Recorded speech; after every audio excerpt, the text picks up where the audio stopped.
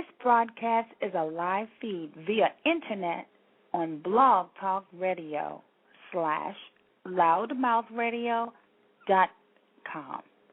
Connect with us on Facebook.com/loudmouthonline. Remember, loudmouth is with 2 Ds. And like our page, feel free to post questions and comments on Loudmouth Radio, the page on Blog Talk, and follow our upcoming broadcasts. This show is a sponsor by AtlantaCarFinders.com, Atlanta's #1 referral car source. We're also happy to have our premier sponsor on Loudmouth Radio Network, which is Digimo Printing. Digimo Printing is offering all of our listeners at Loudmouth an offer of the month of May. 1,000 flyers for $80. Design fee is extra. And get 10 free 11x17 posters. You can also get 250 business cards for $25. Again, design fee is extra. Call 770-506-2996. We're also excited to have Fletcher & Sons 2 Auto Repair. They're located at 7363 Terra Boulevard in Jonesboro, Georgia. You can reach them at 770-471-0116.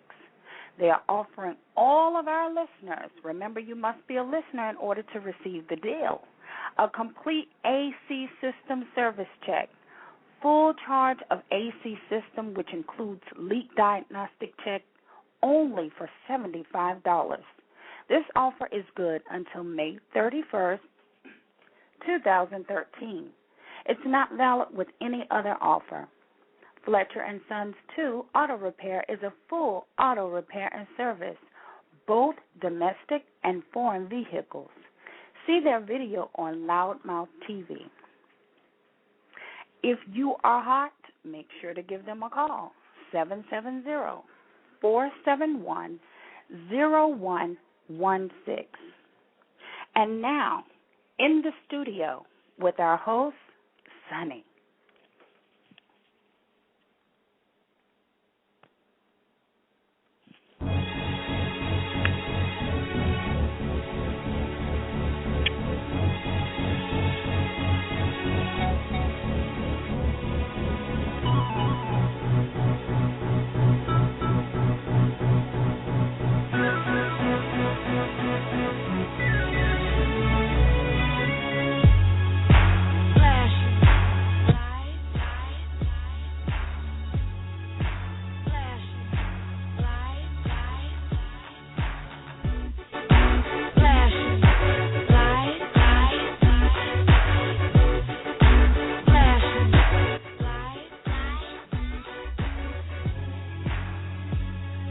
Greetings, everyone, and welcome to In the Studio with Sonny. I'm your host, Sabrina Sonny Spoon Smith, giving you an awesome show tonight. Welcome to Loudmouth Radio Network.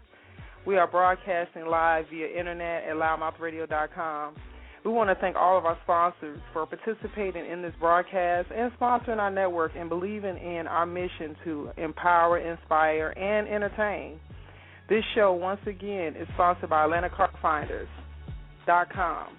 Digimo Printing, and Fletcher & Sons Auto Repair. Let these businesses help you get your business off the ground as well as keep your vehicle in motion. This broadcast is going to be awesome. We are actually broadcasting out of the Metro Atlanta area, and we are excited about this new show. I'm very excited about this new show. I have been on air each and every week with all my fantastic hosts, and tonight makes my first official night on air as In the Studio with Sonny. And I'm just really excited about the direction that we're going and where things are headed. And, you know, if it's not for you, the audience, listening in and tuning in and sharing and telling other people that we're on air and doing what we're doing, we wouldn't be here. So it's so important that we wrap around you and try to touch on things that's important in your life and makes a difference in your day. So this broadcast itself is something special because we've already have exceeded our own expectations. I started this network with Night Talk Live with J.L. King, and the Night Talk Live show started out on Thursday nights, and it just progressed. By the fourth show, we were 10-plus thousand listeners from our live broadcast and our archive shows. So this is so important that you know just how special you are to us, and that radio, whether it's internet radio, public radio, regular syndicated radio, none of these shows matter unless people are listening, tuning in, giving opinions, giving their feelings in regards to things that make a difference to them, and at the same time feeling like they can take away something and feel like they've gotten something from another person, and that's what we're looking to do as a network. So I'm so excited to hear everybody tuning in to In the Studio. This show itself is going to be dedicated to bringing pure inspiration, entertainment, and empowerment all in one. But most importantly, I want to be able to bring people that you may see on a day-to-day basis on your TV, or you hear them on your radio. You see them on your internet, because the internet has taken over. People are now watching majority of a lot of television online. So you have people that are becoming personalities that you normally wouldn't see, stepping up and becoming a brand. So, as a brand, Loudmouth is really geared up. Our shows have been going Monday, Tuesdays, and Thursdays. So I become the new slot in on Wednesday night. So I'm really excited about In the Studio. And to my audience, I'm going to just kind of give you a little bit of insight about Loudmouth and, where we're going as a network. Initially, it's been about 3 months we've been broadcasting. And during this broadcast, each night we've had some fantastic discussions, different topics. And, we want to make sure that we keep pushing forward. So what I want to do right now at this moment is let you know that you can actually chat with us online. I'm opening up my chat box so you can actually say things and post things. And if you're on Twitter, if you're on Facebook, if you're on Instagram, we're out there. We're on Tumblr. We're doing it. So we want to make sure you're connecting with us. So if you're able, while you're listening to this broadcast, go ahead and tweet at Loudmouth, and that's Loudmouth with 2 Ds, LOUDDMOUTH. Additionally, if you're on Facebook, we're on Facebook. We're live at Loudmouth Online, and that allows you to like our page, follow the things that we got going on. And most importantly, you can go directly to Loudmouth Radio, archive our shows. If you missed this show live, you can actually archive it 24/7. So if you're at work and you're in one of those jobs where you can actually sit and have your headphones on, or you're over there sneaking your headphones in with your Bluetooth and you listen, that's even better, so we can be discreet for you. So just don't get caught, because I can't help you out if you get busted and you try to blame it on us. We just here to empower you. Don't be trying to get us caught in your pickle. You know what I'm saying? So tonight we're going to have an awesome show. It's important to me that we are connected in so many facets. So during our broadcast, you really hear us talking about all the different ways that you can connect with us. We give you the social media, even on Blog Talk. If you go to our Loudmouth Radio page, you can follow us, and what will automatically happen every time we're going on air, we'll send you out a little tweet.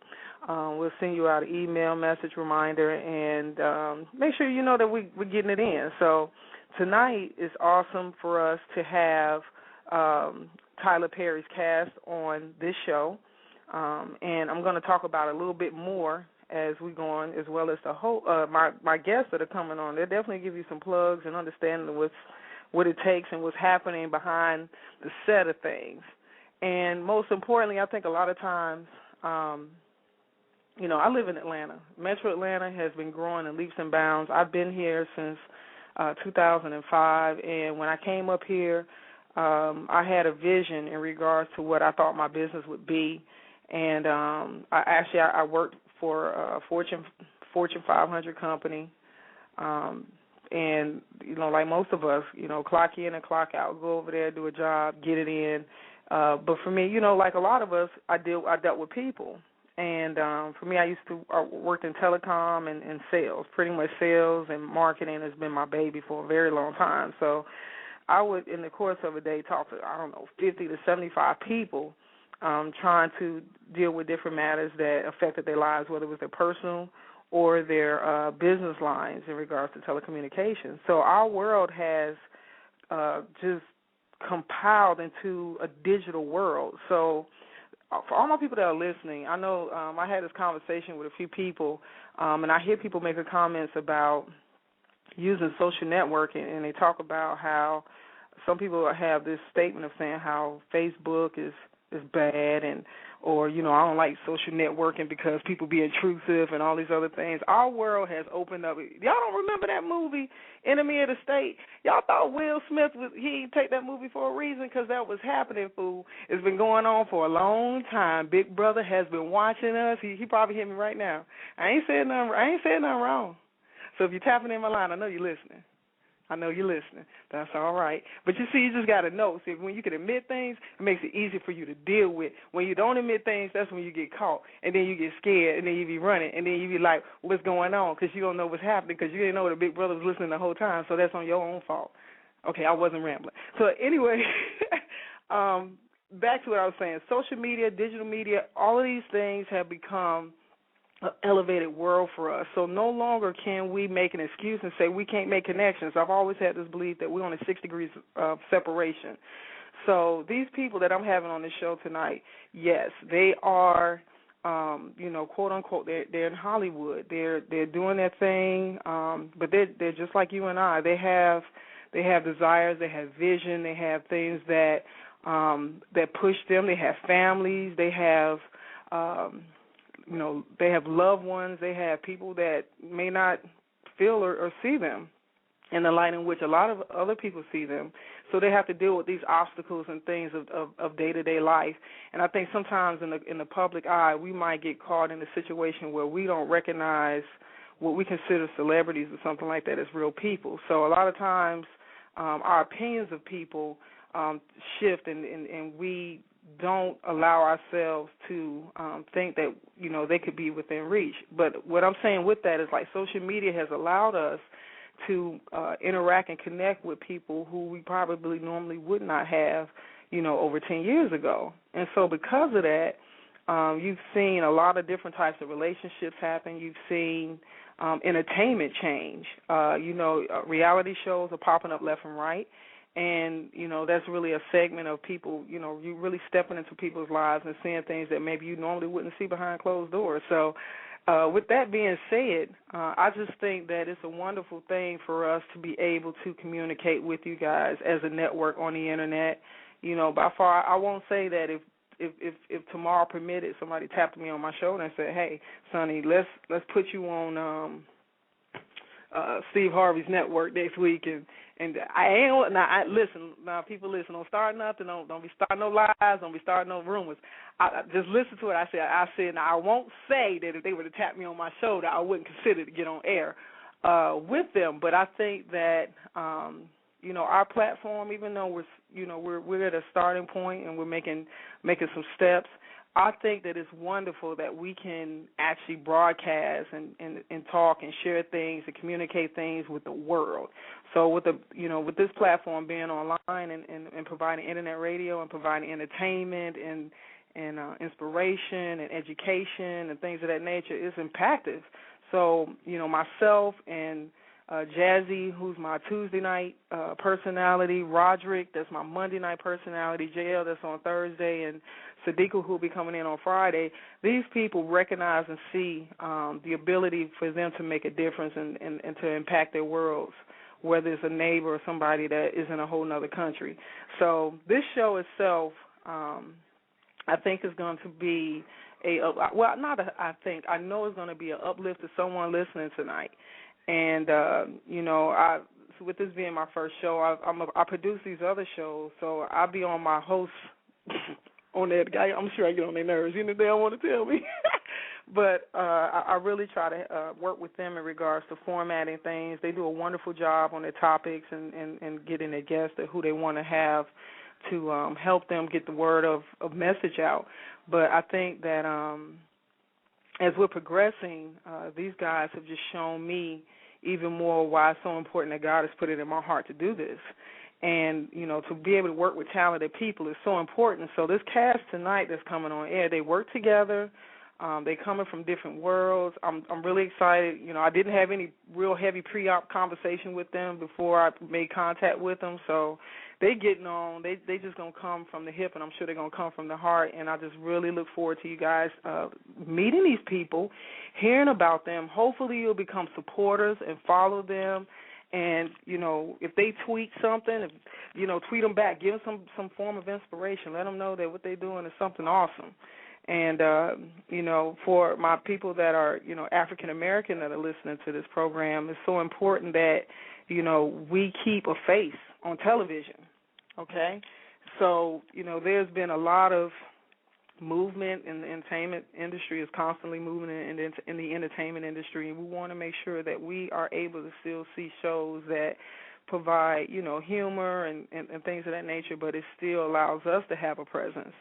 So, outlets like radio, television, all these things are so important. So I think that we're getting closer to that time for us to start bringing some people in, and I want to invite you to call in at 347-826-7520. That allows you to call into our studio line, and we'll be able to hear you and talk to you and allow you to post questions and comments. And if you're on Facebook, on Twitter, if you want something to say something, go ahead and hit us up. It's at Loudmouth on Twitter.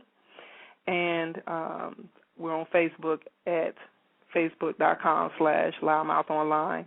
And I know I have one of my guests already in the line, so I'm going to go ahead and bring them on in. And without further ado, my guest for tonight would be actress and comedian Coco Brown. I got a smooth brother that's coming on, man. This guy's an actor, a director, a writer. I was looking at this dude's credits, and I was trying to copy. I tried to print this stuff off, man. I almost ran out of ink. So we're going to talk to this gentleman in just a second, as well as an actress by the name of Miss Kiki Haynes. And Mr. Kent Faulcon is who I was just speaking of. And we're just going to kind of let this whole show flow. So I want to say greetings to my guests tonight. How are you? Hi. Hey, girl. Hey, Kiki. Yes. Hey, darling. How are you? I'm good. I'm really good. I'm excited for Memorial Weekend. I know, right? It's Memorial Day weekend, and it's not real hot in Atlanta just yet, knocking on wood. I'm being grateful about, we complain about stuff, and next thing you know, it'll be 200 degrees outside. How's it going? I guess I've been living in the West Coast. I feel like this is this is feel hot. like the sweat just ain't crawling hot, on it, don't it? I wasn't scared before. Now you just got me scared. No, you know what? Girl, I ain't gonna even lie to you. It gets hot as hell here, so you just prepare yourself right now. I'm gonna tell you. If you can get away with it, try to wear as less as possible, but still be, decent, because they will stop you on the street. You understand what I'm saying? Yes, I do. Yes, I do. Yes, ma'am. Yes, ma'am. And I think we got our supportive guest coming in. Let me I'm opening these lines up, Kiki. Hold on one second. Is this my brother, Ken? How you feeling, Doctor? How you feeling? Hey, sweetie. How you doing? Hey. Good. Can you hear me all right? We can hear you great. Kiki, can you hear him? I can. Hi, Ken. Hey, darling. How are you? I'm good. Audience, you hear them talking to each other like they ain't seen each other in forever. Was just on set yesterday. Oh, my gosh. And we got one more candidate that's going to be on the line with us, and that's going to be Miss Coco Brown. And these guys are awesome cast members for Tyler Perry's show For Better or Worse that is currently running, has been currently running on TBS. Right. And yeah, exactly. And then we're making a big move in the fall. What you say? And if you guys haven't heard, Tyler has made he put his his king and his bishop on the chess table, and he just consistently said, well, we're going to go ahead and make a power move, and Tyler Perry has now joined up with OWN. That's right. Yep. Kiki, there, honey? Yep. I can. Yeah, you're starting to sound like you're underwater. Yeah, a little crackly. I'm sounding a little crackly. Yeah, sound like you're swimming. Really? I don't know. That's weird. How about I hear you guys loud and clear, and then I'm the one that sounds like I'm a little crackly, huh? Yeah, I'm getting like it's very jumbled, but I can hear you. Okay, right. Can you hear me better now? Oh, yes, much better. There you go. Okay. I don't know, guys. Let's see that, hey, technical things can happen, will happen. You know how that goes. You guys are working on set constantly, so we keep it going. Oh, my God. Right. So, guys, I was just telling the audience before you guys were coming in, and we were talking about just how interactive and engaging our world has become. And through the mixture of social media, and dealing with the Internet and having the ability to communicate, it has far beyond words progressed over the last 10 years. And, you guys now, I know that when I contacted you guys and I told you I was going to make sure I put you guys' information up, which is like your Twitter. So Kiki and Kent, you guys both interact a lot with your Twitter, I'm sure, with your fans. Yeah. Yeah, well, Kiki's more the queen of it than I am. I've been off for about a month or so, and I'm trying to get back in the groove and hit back at people. So anybody listening, forgive me. I'm back on it now. Okay, that's what's up. So I think. What'd you say, Kiki? No, he's so sweet. I thank him for that compliment because he knows that actually I was very off the grid 2 years ago. In fact, I have to thank TBS for schooling me and getting me started in Twitter. I had a Facebook page, but I wasn't really active. And, Kiki, me, myself, I used to be very, very shy and anti-social media because I'm very private. But for the last years, I've learned to embrace it because I realized the power that it has in terms of, networking, definitely, getting feedback from fans. And, my last 2 movie offers came from social media, from a director who, had been watching my work and following me. And so, Go ahead, Kiki, girl. Say that one more time. What happened now? What happened? My last 2 movie offers came through social media. A director follows me and has been keeping up with my work. He and I connected on Facebook. And what I've done also, which helps, is now all the social media, I guess, are now working together where it's hard to keep up with each individual one. So now, as you probably know, like I have my Twitter, my Facebook, and my Instagram all connected. So that way, whenever. So it makes it easy for people to keep up with you. And definitely being an actress in entertainment, I'm only as good as my next job. And it keeps the lines open. It keeps the flow going. So I've learned to embrace it, but I have to be honest, I didn't for a long time. Exactly, and you made a very valid point. People, matter of fact, let me back up. My host, my media personalities on this network with me, sometimes they look at me like, Sonny, oh my God, we got like 5 different. They were like, oh my God, I got to say at Twitter, I got to say at Instagram, I got to say at Tumblr, at Facebook. Like literally before I got on air, I was talking to Jasmine. She's like, oh, my God, we got so much. We see all these different things. And what people don't realize is that, like Kiki, you said, well, I'm not big on Facebook. I'm more on Twitter. And you got some people that are, pro one and not as much the other. And then you have some that follow it all. And, it's so important. Yeah, it's so important, like you said, professionally. Even though it's what they call a social network, it's still important to be able to have yourself gauged. And if you're doing things and you're trying to make moves, you need to kind of have yourself accessible. Would you agree? No, I would definitely agree. And I think it also allows people to, feel like they have some stake in your success, in terms of being able to reach out and support and so that they, have a more immediate connection with you. And then you got, more people more intimately pulling for you and being supportive of the things that you're doing, Exactly. One of the things I was cautious of, and I think they've straightened it out, was, with the whole Instagram thing. I know there was some pushback when, Instagram had made that deal where, the agreement was that they could use your photos in marketing and advertising, not necessarily, have your permission. If you, took some great shot of you, in front of a rainbow and you happen to have a Coca-Cola can in your hand, that they could, in theory, use that shot to sell Coke. And I was like, ooh, I don't. Oh, wow. Yeah, I was like, I don't know. Wow. And And I know there was a lot of Hold on pushback, now. but I didn't know that. But, I just started Instagram last week. Oh, man, now you done scared Kiki. She's like, oh, Jesus, wait a minute, hold up. No. She's like, wait a minute, did you just say what? No, I think there was there was a big pushback about that, and I think it got straightened out. It was about 2 or 3 months ago that, there was a big brouhaha about it, and that made me slow my roll on that. I was like, ooh, I don't know about that, that's our value right there, is our image. And wow. So, now, how long ago did that happen? I'd have to go back and Google it, but if I remember, it was about 2.5, 3 months ago when it was a big little dust up about the whole Instagram privacy policy and stuff like that. Yeah. And because go ahead. Yeah, a lot of celebrities were dropping. They were just thinking. A lot of celebrities like, no, this is how I make money is with my image. I just can't sign it away. So. Right. But you got to protect yourself now. Exactly. My recollection is that they did straighten it out, but I need to do to confirm that. But I do remember there was that controversy. Wow. Now, see, I have to say that here it is, Sonny, that I'm in the industry hard. I'm on a very amazing, television show right now, and I feel like I'm the last of the Mohegans to find out stuff because here it is.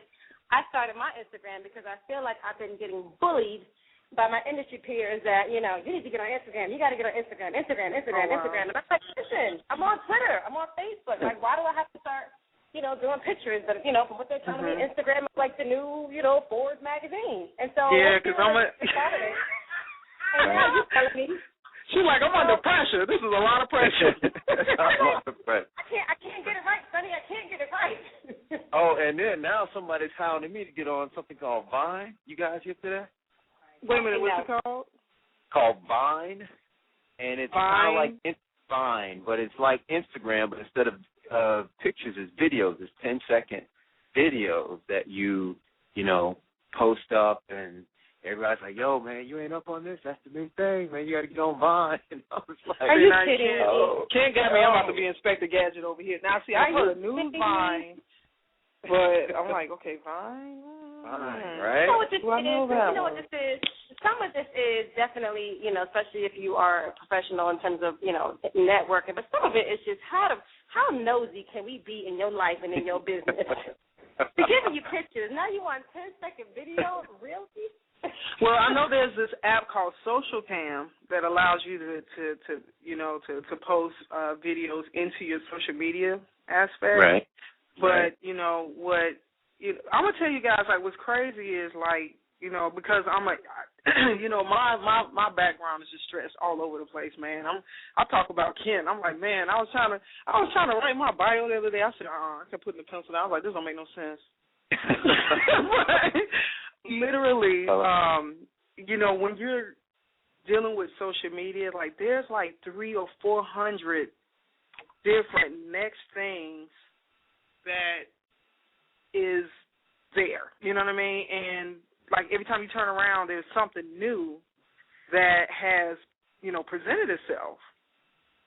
So you try to keep up with everything, but it's like, you basically go with what you see that's happening in the trending. As you say, things start trending. So Facebook, Twitter, but, Kiki, you made a point. My cousin, he has a clothing line called Fashion Geek, and he's blowing up really hard with urban wear. And he told me like 3-4 months ago, he was like, because I'm telling you, he said Instagram is going to knock Twitter off. And if you think about it, it's because of the fact that people have mobile phones. So everybody has their cell phone. Yeah. So literally, people are taking taking pictures constantly. So when I'm right there and I can just share it, and then with Instagram, and I'm going to give you a little head up, Kiki. On Instagram, you can put your post into Facebook and Twitter. Hey, I'm way ahead of you. See, I must be doing really good because I got that lesson last, and that's exactly what I've been doing. I've been doing okay, good job. I'm proud of you, honey, because, we don't want to bust you out. Hey, guys, I'm on. Hey, I was just about to say, Sweet Pea's on. Hey, I'm here. I'm sorry. I was knee-deep in a massage and realized what time it was. I'm sorry. Oh, no. No, ma'am. No, ma'am. I'm about to talk about you real bad. I was going to introduce her and say something sweet out the gate. And she told me, oh, yeah, my back was getting I'm sorry. I forgot I had this appointment. I'm laying here that it just hit me like, oh, snap. I'm telling you, I'm so discombobulated. Kiki texted me. I said, girl, it's Wednesday. She was like, that hit me. F, it is Wednesday. I'm sorry. Okay, yeah. What are we talking about? I'm like talking to y'all on speaker and texting her. She's like, oh, no, that's Wednesday. Oh, wait, it is Wednesday.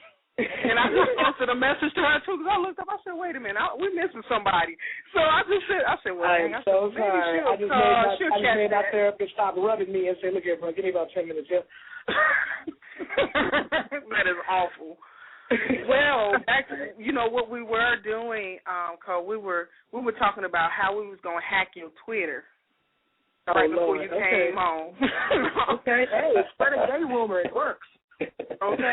Well, Kiki was just openly admitting how she was going to be doing some snapshots with her Instagram and crossing it over to her Vine and then intermingling with Kent's Facebook. We just trying to keep up. So we've been talking about social media and how there's just so much growth in regards to things. And Kent was kind of talking about this whole issue that Instagram had, where they was just kind of breaking all kinds of infringement laws. And yeah, you on Instagram, Coco? Yeah, I'm on Instagram, LinkedIn, Facebook, Twitter. Yeah, I was about to say it's a necessary evil in this business. She is the social media queen. Coco, I know, right? Everything first, and I wish I could take credit, but I got a little geeky white boy working for me, honey. Yeah, okay, he's doing it, baby. Because when I tell you, Kiki, how about today? I was I talked to Coco. We talked about about 12 o'clock today, and I was tweeting a little bit earlier, and now I got Coco. She got Coco Teen Brown. She got Coco. She got Mama Drama. She got. I was like, oh my God. I was like, you gotta do what you go? gotta do. Okay. You don't find me. It's funny, but it's funny because I've had a couple of fans create Twitter pages and Instagram pages for me that I didn't even know about until I saw them popping up on my Twitter line, and I was like, what's this? I didn't create this. And then I'm realizing it's like fans of Coco Brown. I'm like, okay, I want to be touched by this, but at the same token, I'm like, this is creepy. Okay, and you know what? I'm glad you made a point of it. I'm gonna say two things in that regard now, and I'm gonna ask y'all opinion on this. Two things. I'm gonna say a good side of it, and then I'm gonna kind of redirect this in the question what you just said, Coco. I'm gonna use Oprah as an example. Now, Oprah has which they call own ambassadors that have started trending on Twitter. Mm-hmm. I want to say, I know own ambassadors is big, and what's happened is that people have, the Oprah fans, their network, really support the network. They want to see the network progress. So they started this internal own ambassadors on Twitter, and what's happened is a friend of mine, Lionel Williams, he's doing his thing. He has a online TV network like myself called 3LW TV. And I'm just using Lionel as an example. Lionel has had a desire to meet Oprah, like many of us have. And he, he was just really big on being a supporter. He connected with other people that was in like Toronto. We have a young lady, Jaster in Toronto. She's following Lionel. She's an own ambassador. So what's happened, Oprah has connected to these guys. Lionel has now become a fixture at Harpo Productions, okay? He's constantly in the studio with Oprah. They're tweeting each other. They snapping pictures. He got the dog by the tail. You know what I'm saying? He on the couch. He talking about in this day and age, you can become a star off the internet. Thank you. And that was part of the statement we were having. If you put a good enough video on YouTube, you'll be a star tomorrow. Exactly, like Spoken Reasons. I don't know if you guys know this guy, Spoken Reason. He's become a hit on YouTube, a comedian out of Florida. He's now done an actual movie with Sandra Bullock, I believe, is getting ready to come out. And, this young man just started doing videos. Crazy. His name is Spoken Reasons. Like, if you Google him, Spoken Reasons. He does, like, poetry, comedy. He does, like, the whole thing, and he's been posting all these videos for a while. Because I've run into him on the comedy circuit, and I didn't know if he was a comic or a poet or what, but everybody was saying this guy's got like 2 million, 3 million hits on YouTube, and I'm like, what? And it's, it's crazy. It's like somehow you can create a niche. I mean, it's a particular comic in the game named Lil Duval that we all talk about. Lil Duval was like just a regular comic like the rest of us, but because he got 10 million people following him on Twitter right now, this boy has his own show on MTV. He's hosting the Europe MTV Awards. He's huge. And, like, he surpassed comics that have been doing it for 20 years. I mean, all because... Yeah, and that's a friend of mine's brother. That's their brother. Yeah, exactly. So it's like at this point with social media, if you know how to work the right angle, you can be huge. I mean, I was just noticing today that somebody got 1,000 friends, 1,000 followers, and they're verified. And I'm like, dang, how many followers do I need to get a little blue check? Really? But you could try to go in the back, Coco, and just try to paste it on there and see if it'll stick. I mean, seriously, because I'm like, okay, how many people? You got nobody that anybody ever heard of before who's sitting at home talking about knitting videos and they verified. I'm like, really, what I got to do? Kill somebody? What? Yeah, I'm gonna tell you what I'm waiting for. I'm gonna try to find me a crime scene so I can get interviewed by the news, and I can get auto-tune. And I'm going to be breaking women out of the house. Memorable. Make sure you say something memorable, like, y'all and him used to eat barbecue together. Exactly. We joking around, but it happens. And what you're saying, Coco, about, like I'm watching this guy, Spoken Reasons now, and this other person. A lot of people have done this, though. There's other comedians, there's other... people who want to be a commentator, and they post videos. Look at the little girl who had the little song last summer, Saturday. Look at her now. You just never know who's going to follow you, and I don't know why some of these people get more followings than others. But I will say that go ahead, Kiki. I've spoken to executives sometimes, and they're actually saying that in the social media world that we're in, sometimes when meetings of who they want to work with come up, the first thing they do is go to their different social media sites, how many followers. Oh, my agent told me that it very much matters. You got to build your followers. Yep. I get told that once a week by my agent. Person in the world, but you got enough followers because what they see is they see dollar signs. They know that you have a crowd. You have a following. Especially, good point, Kiki, even with these reality shows, every 20 seconds somebody's trying to pitch something to a network. And, I got friends right here in Atlanta. Shouts out to my girls that's got TOWOA, for instance, the other women of Atlanta. They're doing that, and they just shot a pilot, and they got different networks talking to them and stuff like that. But the biggest thing is when you go into these networks, they want to already see you got a following. And, what it all comes down to, guys, is the business of it. And what has happened is that regular people have understood that, okay, I don't have NBC backing me. I don't have, millions of dollars that's in my pocket, but I do have a desire to be heard, be seen, or whatever. So they have actually taught the corporations, they chasing behind the 8 ball. They have taught them how to really initiate a brand through social media. Think about the man that went to American Idol. That man was like 80 years old talking about pants on the ground. I can't remember his name, but that foolishness. You already know the man did not qualify to even try out for American Idol, but because they knew that thing would be so hysterical and that it would start creating a trend, they, of course, put it out there, and then Sweet Georgia Brown. Yep, they got time for that. Yep. Oh, my God. There you go. She's doing movies now. Yeah, exactly. She's doing what? She's doing what? She's in one of Tyler's movies, boo. Wow. I'm trying to tell you. Kid like, man, I did like 50 movies. I ain't mad at him. Yeah, like I did like 50 movies. I wrote like 30 scripts. I acted like 200. And he got this chick over here. Are you serious? I might have at my house on. Sweet Georgia Brown is in. She's in Medea's Christmas. Yes, she is. Wow. Talking about some you want your whole mom. Set my house on fire tonight. I'm trying to tell you. Dude, I repent that, kid. I'm going to tell you, Kent, real talk. Kent, look, why don't we just go ahead and make a sex tape? And you know what?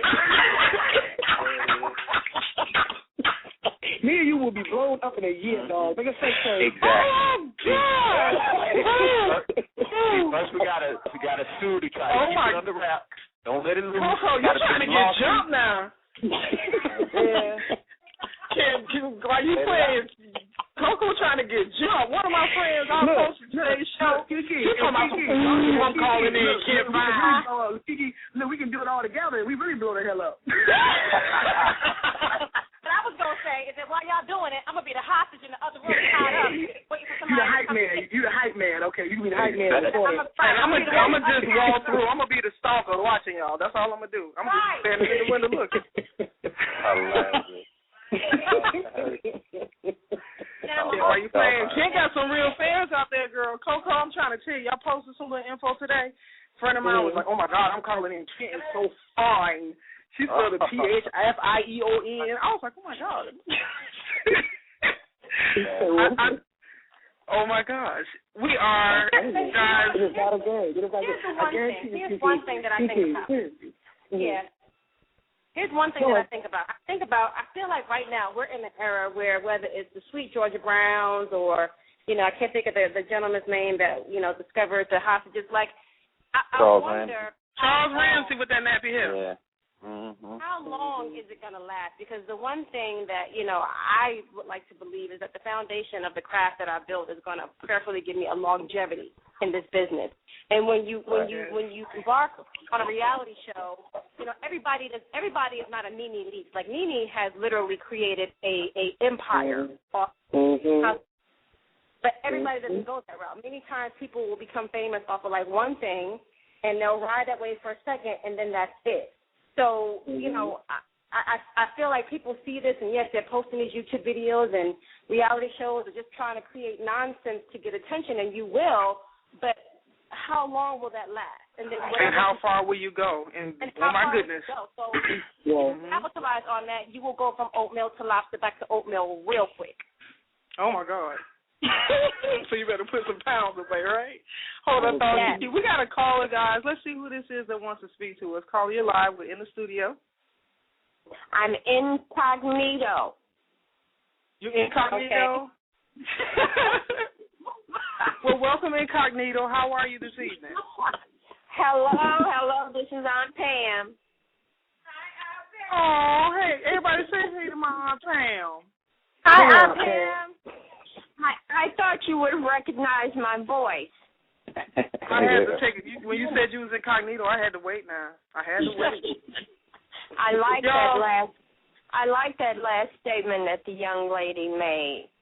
It makes a lot of sense to someone my age because I'm tired of junk being put out there. They finally let us come in, and we have a lot to offer. We have a lot to offer. We come from kings and queens. We are intelligent. We're innovators. We've done a lot to help this country grow, and I'm just tired, like she said, I'm just tired of the junk that's being thrown out there. Oh, wow. That's point taken. Yeah, exactly. And you worry that if people are fed junk food for so long, will they lose their appetite for steak, And either that, honey, or they start falling out. One of the two. Dealing with that now. You look at some of the programming that's on TV now. I mean, we've already gotten to that point. You put out quality programming that's canceled within a week. You put out garbage, and it's on for 10 years. Oh, my God. Like, guys, did you all hear about, and this ain't no disrespect, but I want to say with Shawty Lowe, they had a reality series that 10 baby mamas and 11 babies from 10 baby mamas. Yeah, I heard about that. And they yanked that thing, and he tried to petition it. He tried to petition it to stay on air. Wow. And let me say something to that. I hate baby mama. I hate that. That title. Yeah, me too. Yes. You're either the father of the child or you're not. I hate it when they say, well, I can't help it if you don't know who your baby daddy is. Don't talk. Oh, my God. I'm Pam has spoken. Oh, my God, guys. Pam, thank you so much for calling in and speaking your justice, honey. And everybody, you're listening to In the Studio with Sonny, and our guest tonight, Coco Brown, actress and comedian, actor, writer, and director, Mr. Ken Faulcon, and Miss Kiki Haynes. I love it. I'm so proud of him. I'm so proud of you, and just keep up the good work. Thank you so much, Pam. Thank you so much. Love you all. Bye-bye. Bye-bye. I'm going to tell y'all, man, this is the aunt everybody wants to have. She came to visit me last year, just adopted half from people in my church. Oh, my God. It's like when you see her, it's like you just want some apple pie, some ice cream. Aww. She just will warm you up. She'll give you a sugar and give you a love heart. Yeah, she's calling out of Maryland, and I just love her to death. Thank you, Aunt Pam. Oh, Maryland. Okay, Maryland. Okay, I'm trying to tell you guys. And I want to take this time real quick. We have to make sure we allow our supporters, our sponsors who make things happen. So we try to recognize our advertisers and sponsors on air. And this show is actually being broadcast and sponsored by Digimo Printing of Stockbridge, Georgia. Also, Fletcher & Sons is located in Jonesboro, and AtlantaCarFinders.com, the #1 car referral service. You can actually take a look at all of our different sponsors right online at loudmouth.com, and you'll be able to follow them and make connection with them. And these guys are offering some fantastic things for our listeners, so we just want to ask that you take that time and find a great promotional offer for you, whether it be your car needs to be fixed or you need to get your branding together with Digimo Printing. So, guys, we're actually talking about... You better pay the bill. Girl, yes, I had to do that, honey. You saw that? I had to go from Sonny to Sabrina Smith. I had to put y'all on hold. Oh, my God. Yes. You know what? I wanted to touch on something that your aunt just said, and she said, she's tired of garbage, which, not to be judgmental, but, everybody got to get their hustle on by whatever means that they need to. But what I do see happening is a trend of, Ken said, if people, what did you say? If they start getting fed, they'll lose a taste for steak. What did you say? Yeah, junk food, taste for junk food. Yeah. If they get junk food, they'll lose a taste for steak. And I see that happening to the degree where now people are seeing, so I don't have to aspire to be this. I can just go this route and I'll blow up. Mm-hmm. I mean, that means if you go, that's very true. It's like if you go on the internet right now and you put in the word twerking, you're going to see 10 million videos of people twerking, white, black, young, old, different countries, all because somebody said if you put a twerking video on YouTube, you can blow up. And it's true. And it's scary. Like, I have to tell you one example. When I was down here last year shooting season 2, I was in Atlanta Station with my mother, and I was at one of the kiosks looking at some earrings, and this woman walked up to me, and I thought she was going to ask me, hey, are you the actress from Tyler Perry's show or whatever? And she said, are you one of the Atlanta Housewives? And I looked at her, and the way that her eyes lit up when she asked me, without being rude, it was like that's something to aspire to be, is to be somebody's housewife. Mm-hmm. Wow. Well, you know what? Speaking of that, let's turn this corner real quick, guys, because one of the things that's important to me is that this show, for better or worse, that Tyler has been producing and going to the 3rd season, which is moving from TBS to OWN TV network in the fall. This show was spun off of Why Did I Get Married? And those characters, yes. Angela and Marcus, which is played by Tasha Smith, who I think is my distant cousin. And then Michael Jai White, that plays Marcus. And I want to kind of speak on your characters really quickly, and how, a play on words here, how, you guys are a successful sitcom that's been running, and you're going into another season. And I think before you guys got on air, I was just speaking how important it is that we maintain as an African-American community, shows like this that, that stays on major networks. And, I kind of want to give each one of y'all an opportunity to speak about your character and what your character does within the show. So whoever would like to go first. I'll dive in, and then I'll just leave it to the ladies after that. I play Richard Ellington on the show, and Kiki actually plays Keisha, my current wife. And, my character. I'm a damn good wife. I'm laughing because you said current. Okay, Richard, you got to be thinking on the show, I see. Okay. Right. Current, like you got one in the wings. Okay, All right, Kent. Yeah, well, as you guys see, this upcoming season, it's going to be off the chain. Off the chain.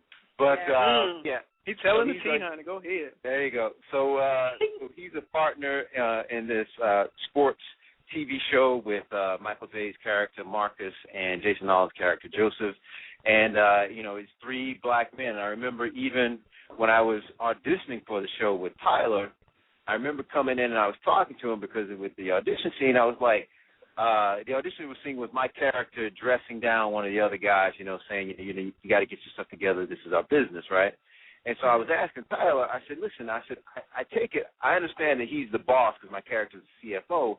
I said, but the guy he's talking to, because we didn't know all the details of the show and relationships at that point, I was like, but I get the feeling that they boys outside the office because you talk to your boy differently, at the workplace. He's still your boy. You ain't going to just dress him down, but you just tell him what he needs to know. He said, no. He says, matter of fact, they're going to be partners. They all partners. He said, there's three black entrepreneurs. He said, anybody seen that on TV before?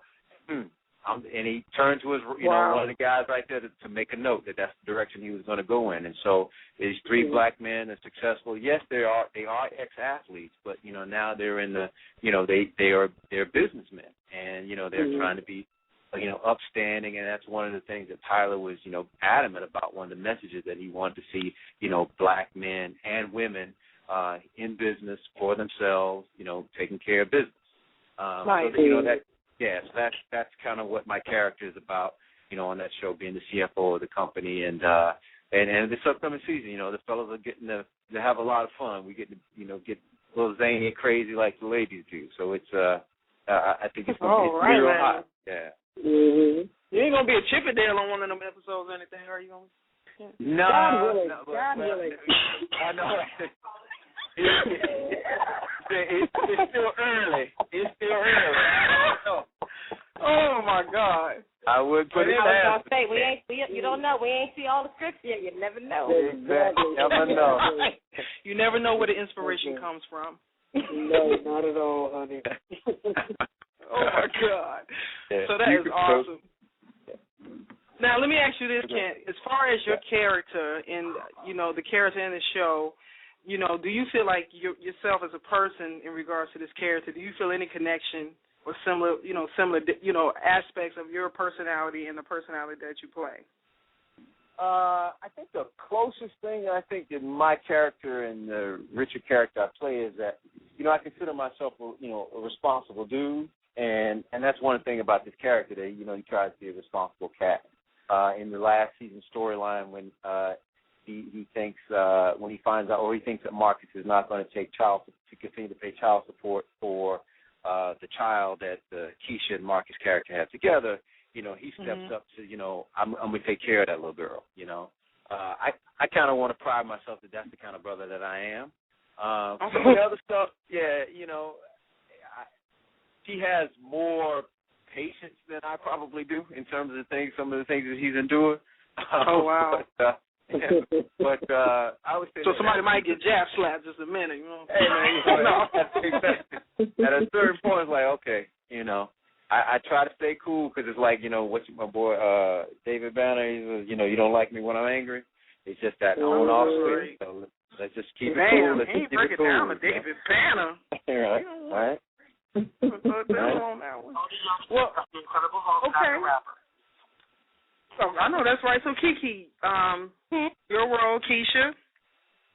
Let's talk about your character. My role is Keisha, who, like Kent said, I'm it's two parts. I am currently the wife of Kent's character, Richard Ellington, and I'm also the ex-girlfriend of his business partner, played by Michael Jai White, which is Marcus. So I'm not only his ex-girlfriend, but I'm also the mother of his daughter, which now, actually, I retract that. Now we actually found out that he has been the acting father of my daughter for the last 14 years of her life, and now we found out that he is not biologically her father. So talking about twists. Yeah. I must say that this is the most challenging but most fun role that I've ever gotten because, you know, Keisha is nothing at all like me. And I literally get to play. I also get to dive into, you know, the psyche of what makes a woman get so bitter and vindictive and make some of the decisions that Keisha makes. You know, a lot of times, you know, cause I'm the villain of the show. And a lot of times when somebody has, you know, a very selfish attitude, very, you know, bitchy attitude, people think that they're just that. And I know that it's not that. It stems from someplace. And I think that if there's anything that I could relate to in my character is that, you know, she's brokenhearted, you know, and I think all of us as women at some point have, you know, been hurt by somebody that we really loved. And, you know, instead of her channeling that energy in a positive way, she didn't want to process it. And so her way is just, you know what, I'm going to get back at everybody and make everybody else's life miserable because I'm miserable. And then I think also she does care about Marcus. I think that she thought it was going to be that she was going to get married to him.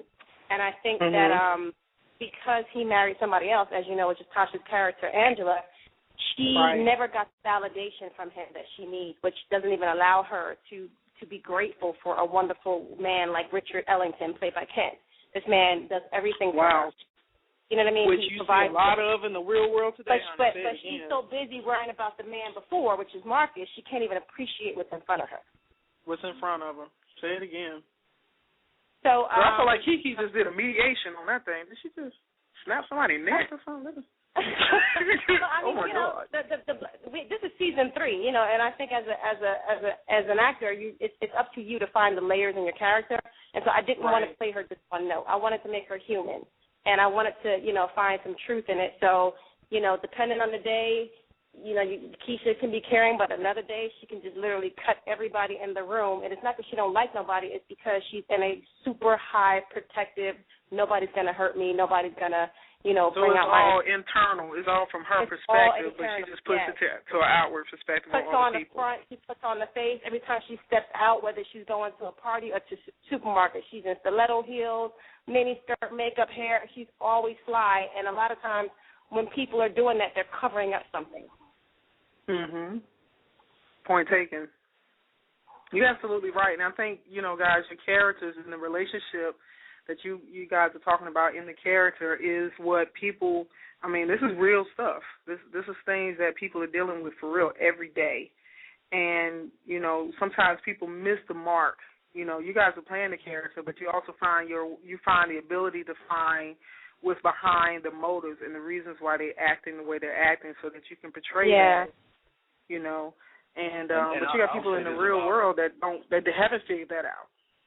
Right, and I'll say this is one thing, you know, that Tyler actually said explicitly was that, you know, he wanted the show, yes, to be entertaining, but he also wanted it to be a vehicle for learning. He said, our people aren't the first to try to go get some help when it comes to either dealing with relationships or their own internal struggles or what have you. You know, we'll sit around and, you know, just suffer in our own loneliness or what have you. He says, so if he can put out some type of an example of either how to handle a situation or maybe not how to handle a situation, that, you know, that the show will serve a greater purpose other than, you know, to have folks sitting around chuckling. And that was one of his, I won't say ministries, but that was definitely one of his part of his mission for this show. Right. In terms of couples dealing with their things and also individuals, you know, in terms of what they're dealing with, that, you know, that was explicitly conscious on his part that's what he was wanting to be about for the show.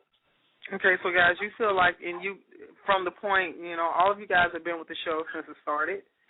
So have you guys seen the progression, you know, as you guys have been shooting, that direction change from season to season? Definitely. Oh my God! Definitely. Yes. Yeah, absolutely, yeah. Absolutely. Exactly. You can look at the Marcus and Angela. You know, they were really the fire plugs of that first season, and to see them sort of develop and grow into a real healthy, supportive relationship and marriage of one another, and considerate of each other's feelings. You know, trying to check themselves in terms of, how they used to behave and what they used to do, and Lord knows how. And man, back in the day, I would do X, Y, and Z, but I'm trying to be better about this. And exactly. I think we all have had that. Like, man, you tell somebody quick, somebody try you. Like, man, you caught me 5 years earlier. Wow. Exactly. You know. Yeah, a whole different story, right? Mm-hmm. Yes, ma'am. Right. Now, Coco, babe, your role. Yeah. My girl here, Coco Brown. Jennifer, okay. Give it up. Jennifer's a piece of work, honey. Jennifer's a piece of work. She's that cousin that grew up in the projects that comes home to family reunions and you wish to God she didn't show up. Okay, no, I mean, Jennifer is that ride or die. She is going to say what she means what she says, and she has no tact. She's going to say it exactly how it comes out and unapologetically. She's a single mom. She's down for her kids. She doesn't take no mess. But, sometimes she can get a little extra and rowdy, where it's not necessarily all the extraness, but I think it just comes from a good place, because she's one of the people that her defenses are up. And she's like, okay, I'm going to get you before you get me. And sometimes she doesn't have to be that way. But, Jennifer's that lovable homegirl that you just love to hang around, but you can't take nowhere. Oh, my God. We all got you. We be like, oh, yeah, girl, that's the salad. Well said. You love her to death, but you can't take her nowhere. As I say that terminology, that date together. Right. She's one of the people that, she probably didn't mean to be ghetto, but it just happens that way because she just has no tact when it comes to what she says. She's the queen of saying the wrong thing at the wrong time to the wrong people. Oh, my God. So, Cole, like I asked these guys, do you feel your connection to your character, do you feel a big difference in some aspects? Any connections where you're similar?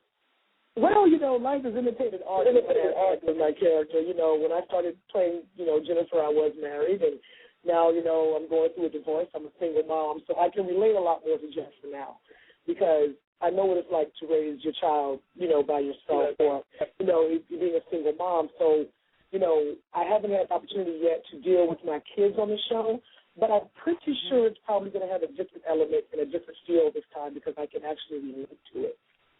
Okay, cool. And that's cool. And then, the similarities, Coco Brown's going to say some crap that may be out of pocket, but she comes from a good place, so that's the similarity between me and Jennifer. My true self, the person only a few people know, that's my government name, she's got a little bit more tact than that. She's a little bit more quiet, more reserved, okay. But Coco Brown and Jennifer truly are one of the same. I'm just going to put it out there. As my mom would say, you got a little more cool, honey. You got a little more cool. Yeah. The me that's, the government name that the socials attached to, she's a little bit more bougie. I know that's right. Now, guys, we have a caller that would like to chime in. Caller, you're on live in the studio. Hi, Sonny. It's Rod. Hey, Rod. How are you? I'm great, guys. And to all my guests, this is my Monday night personality, Mr. Roger Walker. I knew he couldn't hold his no, honey. He does a show on Monday night called The Universal Mind, and he talks about personal development, spirituality, relationships, meditation. So his knees was over there shaking while y'all were talking, right? Oh, hi, Roger. Hi, Kiki. Hi, Coco. Hi, Kit. Hi, Roger. How you doing, baby? Hey, what's up, man? What's up? Hey, his name is actually Roderick, guys. I'm going to make sure we hear him clear. It's Roderick. Oh, I'm sorry. I said Roger. Okay. No problem. Thank you. Thank you, Sonny. I've watched the show, and I do enjoy it. Kiki, I really loved your explanation of your character. I don't think a lot of times people understand, it's hard dealing emotionally with some of the problems that we deal with, and so often we might reflect our anger or what they call sideways anger, where you put issues onto other people or express them outwardly instead of dealing with them internally. Yeah. What I wanted to ask you guys is as I was listening to the show, I noticed Kent made up this or iterated the statement about junk food or, preferring junk food over steak. And how do you feel or how do you guys feel, and this is to all of you, this show helps elevate the Black community? How does it help elevate the Black community? How does it? Yeah, how do you feel that this show helps elevate the Black community? Well, let me jump in with this. You know, this has been an interesting thing for me to watch as a writer-director, to see, you know, what Tyler is trying to do with the show, and also its evolution, because you know, when we first started the show, you know, I had to give him mad props as an artist that he was trying to do something different.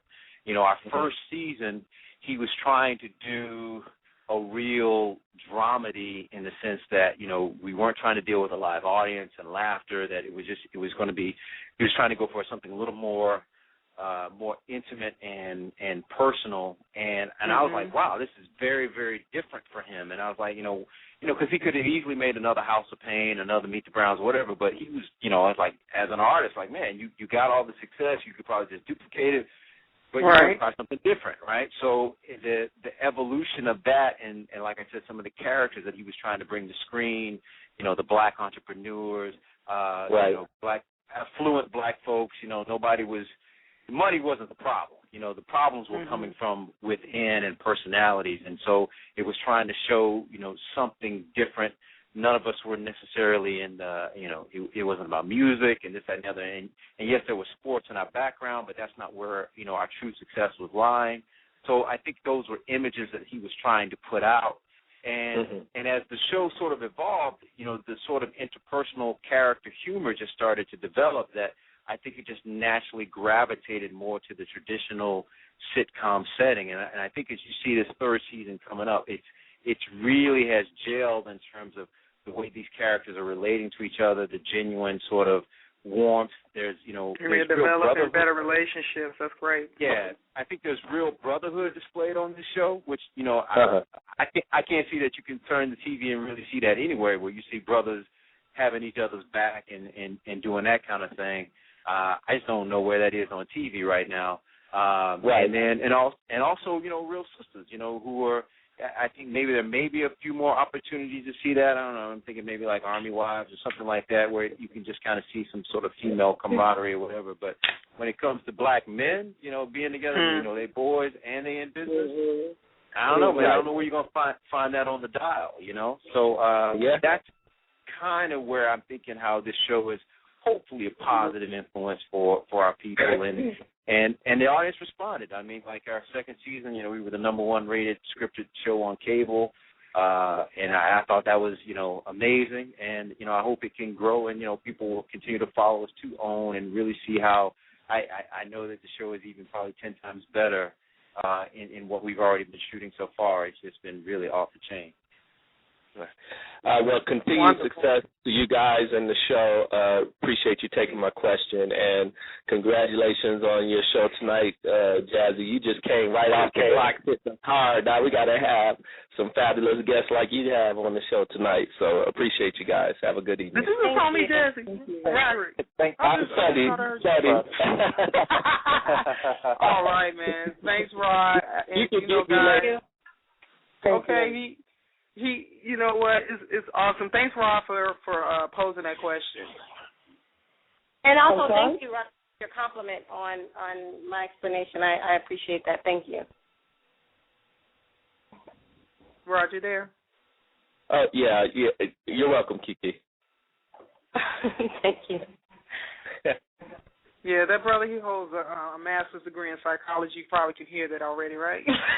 So, thanks, Rod. I mean, you know, this is, I'm going to state this point, and another one of our listeners would like to chime in. You know, this show has been awesome to just see it progress and develop, and I'm glad that it's still running. So, you know, the things that you're sharing, you know, a lot of times the audience is seeing what they're seeing, but to be able to have a little more insight, it helps, you know, a lot of your fan base to be able to have even a bigger and better relation, you know, and it helps them to develop more relationship with the characters. Right. And one thing that I wanted to add, I think Kent did a wonderful job, you know, with explaining the direction of the show, and in terms of positive influence, I think it's obvious that because my character is the villain of the show that I am the least positive person. But I think that, truth sometimes hurts. And even though I'm playing Keisha the villain, we have a lot of Keishas that are out there. You know what I mean? We have a lot of women who are in that situation. And I always tell people, if anything, every character is not somebody who is positive that you should follow behind. I always tell people, don't make the decisions that I make. Because if you see, when you don't deal with your hurt, when you don't make the right decisions, you keep going down this rabbit hole. So that Keisha is really doing right now. So if anything, use my character as an example of what not to do. Because unfortunately, I know I can think of 4 off the top of my head of Keisha's, or you know what I mean, or just elements of her who are making some of the same decisions. And although, yes, she looks beautiful, she looks happy, she looks perfected, inside she is torn apart. And so many people just raggedy, baby, just raggedy. And, I think so many people are so into cutting up this front like everything is okay, but it's really not. Inside, they're dying inside. And, I think it, yes, it hurts to deal with our pains and our insecurities, and, but I think you're better off dealing with that than trying to mask all of that nonsense. Right. I mean, I think it's the same thing with Jennifer. People can say what they want about, here we go, this, the loud big chick, the ghetto chick, or whatever. But you can't go anywhere in any black community and not meet a Jennifer. And people don't realize that Jennifer, how many single mothers out here who are bitter as hell because the man that they loved and trusted and gave a child to betrayed them and left them hanging, and they were given no chance to raise their children and do what they had to do. So, before you judge, know that you are probably standing next to a Jennifer right now. And Jennifer may not be having the cool to attack the Fed. Exactly, and finds her way through that pain through humor. Able to smile and crack a joke about it and keep it moving. And that's I believe that's how black folks have survived through absolutely. I mean, one of the biggest and everything else. Exactly. One of the biggest similarities between me and Jennifer is that when I'm hurting the most is when you'll find me joking the most. Tell the truth, Gerald. Tell the truth, girl. And that's real talk. You've been through humor. And Keisha, I'm part of this new generation that's on this. F everybody, I'm going to get mine by all means necessary. I'm going to inflict the pain that I'm feeling. Yes, ma'am. To go get them, girl. All about to go get them, girl, by all costs. Exactly. All costs. Everybody has to suffer now because I'm suffering.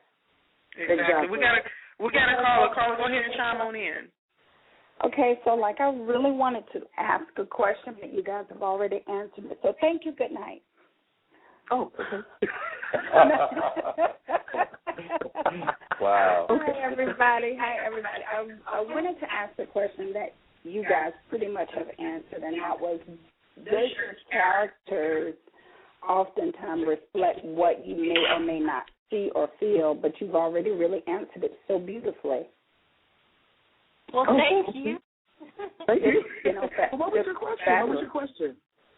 I wanted to, just everything that you guys just said, how does the depiction of your characters reflect things that you may have already experienced or things that you may see in our community? And everything everybody just said basically answered. I was in the background going, that is so good. Yeah, Yeah, so y'all did a great job. Thank you. Jazzy is our Tuesday night. Oh, my God, yeah. I'm telling you, when I tell you these guys, Jazzy's my social activist life coach. She's my Tuesday night show, The Bare Truth. And her show stems around love, life, sex, and flowers. Okay. And, yeah, when I tell you, girl, each week I have to be ready to see what she's going to tell me. She's on a show on sex trafficking, adult breastfeeding. I was like, what? She found this video, strange sex, where this man had erectile dysfunction. He started sucking his wife's breast and it healed him. You know what I mean? I'm like, what in the world? This is real stuff. This is real stuff. And then she found an ice cream shop in England where the people were serving breast milk ice cream. That's me. I do that. Mm-hmm. So, you just never know what you may hear. Radio network. Wow. You mean I could have been pumping these things and making money? Girl, Cole, you can archive all our shows. Girl, is mad material on there. I'm just gonna tell y'all right now. I'm about to go check my freezer, see if there's any leftover breakfast in there. Trying to tell you, better watch the ice cream you're buying. Oh my God! A little lactate and cookies and cream. My goodness. Oh my gosh! It's always this is so creamy. I love your ice cream here. Really? Guys, I'm going to go off, but I do want to say thank you so much for what you give to the community. You have made strides way beyond what some of us could, hope to do, and you very much have given some of our younger kids that are looking to go into your industry something to aspire to do. So I really appreciate you, and thank you so much for the opportunity. Oh, thank you so much. Thank you. You're welcome. Thank you so much. Thank you. Guys, you would thank you, Jazzy, for giving the input. And one of the things when I was formatting the show and getting ready for the show, I said I just needed Spirit to kind of give me a little bit of a direction in regards to something that I wanted to just kind of present to you guys and kind of give you feedback, because you're in an industry that's tough. Everybody's not an actor. Everybody. Well, I'm going to say that, but everybody's not able to achieve the level in which your success has allowed you to get to. But in the same light, that doesn't take away from anybody that's, striving to be a doctor or a teacher or a better big brother, So the word that really came into my spirit this afternoon as I was preparing for the show was perseverance. And, the whole thing about it, and I think it was just something, even in my own silent voice, I think that kind of came in my own ears in regards to myself and the walk that I'm taking right now. And I looked at the definition of perseverance, and it kind of really gave good purpose in regards to why I wanted to present this and ask, something in regards to you guys. But it says steady persistence in a course of action, a purpose, a state, especially in spite of difficulties, obstacles, or discouragement. And also the noun in theology, it says continuance in a state of grace to the end, leading to eternal salvation. And what I wanted to say with this, I think that all of us have had things that have happened in our life, personally, professionally, and, and even in our future, we'll have situations and things that's going to challenge us. So what I wanted to ask you guys just to kind of give, to our audience today was just a little bit of where you've had to come to a point in yourself and at some point in your life as a professional where, you knew where you wanted to be, or you knew you had something that you wanted to do, or, in some instances maybe you thought something was going to be one way and it turned to be something else. How did you persevere through it? Well, let me jump in because unfortunately I'm gonna have to bounce in about 5 minutes. But anytime I speak to anybody about I want to be in this business or whatever, the first thing I always say to them, listen, this is a marathon, it ain't a sprint, and that there is no overnight success. I mean, some of that is kind of not quite true with, like we talked about all that social media and how somebody can blow up overnight. But no, it's not true for us. Yeah, but the ones that you may blow up overnight and be gone overnight too. But the ones that have been here and gonna be here, it has taken a minute. You may discover somebody overnight, like, oh, I didn't know this cat, but just dig a little bit, and like, oh man, they've been around for a minute, knocking at it. And I was one of those that I was blessed to kind of know that this is kind of what I wanted to do. 4 or 5 years old, being at my grandmother's house in a little tiny town, watching on Saturday night. It used to be Love Boat Fantasy Island. And I was looking at the TV going, I don't know exactly what that is, but that's something I think I could do. And I just pursued it. And you want to say the plane? You want to say the plane kid? Man, and God had just smiled on me that, you fast forward 20 years later, when they brought back the new Love Boat, The Next Wave. I got cast as a guest lead on there playing Phil Morris's younger brother. And, my storyline, that my wife had died a few years earlier and I still was grieving. So, of course, bring him on the Love Boat, get him out of his funk, right? But I remember being on that set, they shot up in this studio up in Canoga Park here out in L.A., and I was on the promenade deck, and I had one of those moments where I looked around, I was like, I'll be damn, little kid from North Carolina, I made it into the TV, I'm on the damn Love Boat. And as cheesy as that was my, affirmation, and that was a 20-year journey, and, God is blessed, and it can keep going, and it's just, and no matter what your struggle is, I always encourage you, just do one thing that's a part of what you do. If you're an actor, you're a writer, comedian, or whatever, just do one little thing. Did I send out an email? Did I do a monologue in the mirror? Did I, send out a headshot? Did I try a new joke on the brother in line at Starbucks? Just something that reminds you that this is what my journey is. Just one little thing every day. To just despite you working your day job or whatever it is that you got to eat and keep clothes on your back, right? Your dream will stay alive. That you keep feeding that thing. Just one little thing. So that's my testimony on that. Thank you, Deacon Kent. We're gonna see you next Sunday at the church dinner. I appreciate you today. Right on.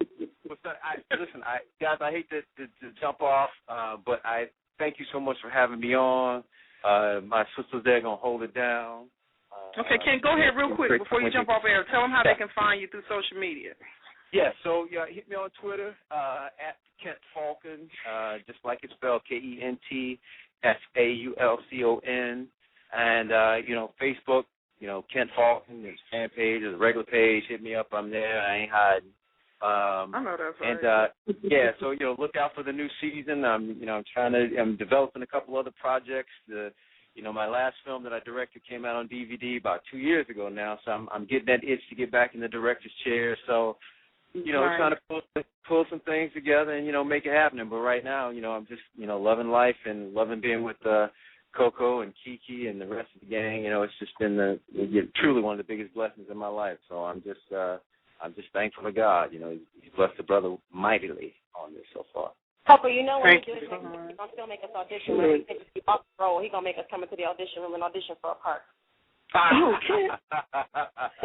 He is. He's not going to offer us the role. I wish you would. I would go to that audition for all your colleagues. That is not you. What I'm supposed to do with this sex tape? Okay. I was going to drop it in the drop box, but I just felt like walking in. Yeah, you bet not. I was like, what you think I got an audition, brother? Which one you doing with your sex tape? Oh, my God. Just blow up your phone. Why don't you? Ain't no audition.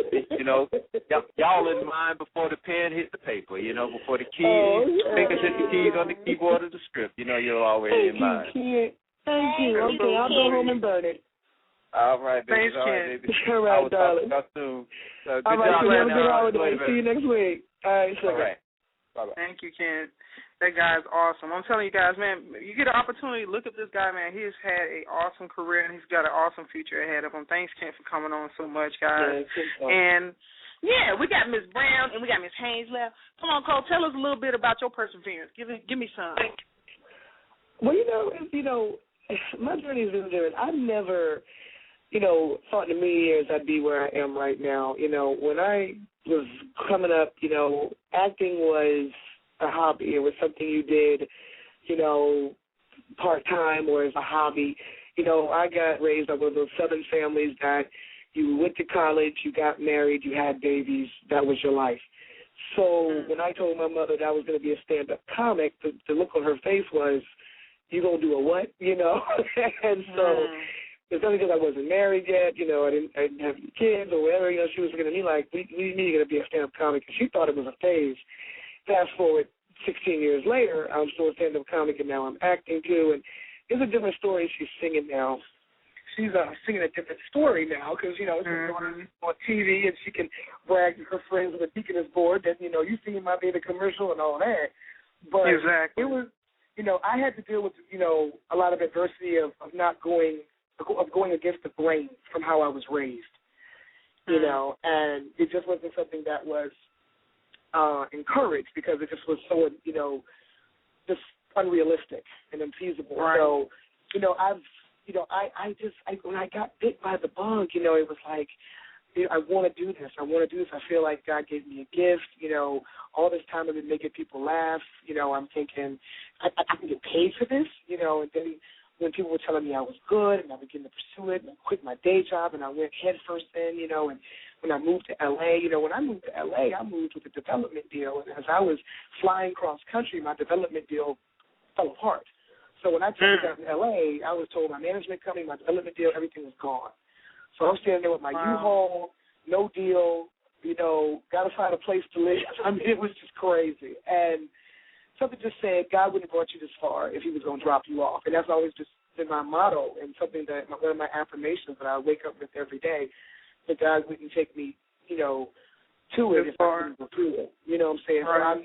So that's just something I live by. And, it's just, I remember I was seriously thinking about, I had, in a panic, went back to school and got my master's degree in secondary education because in the middle of my comedy career, because things just wasn't seeming to pan out. I was in L.A., I wasn't auditioning.